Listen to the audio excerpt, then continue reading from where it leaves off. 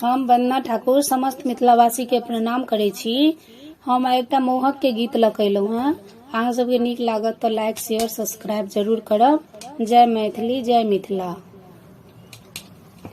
बाबा मोरा आनलन जमाई देहाती दुल्हा।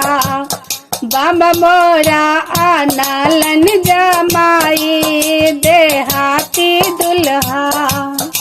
बाबा मोरा आनलन जमाई देहाती दुल्हा।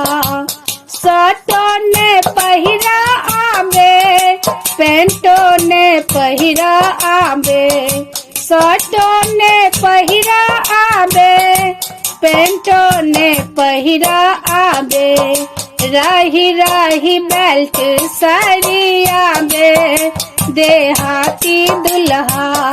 राही राही बेल्ट साड़ी आबे देहाती दुल्हा।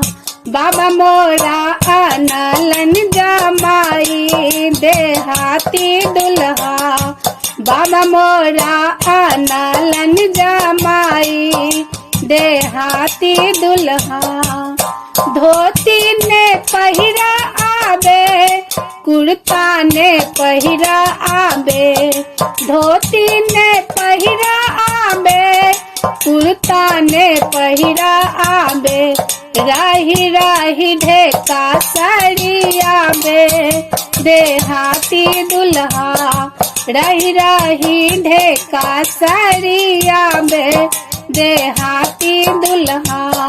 बाबा मोरा आनलन जमाई देहाती दुल्हा। बाबा मोरा आनलन जमाई देहाती दुल्हा। खीरों ने खैब बूझे रसगुल्ला ने खैब बूझे।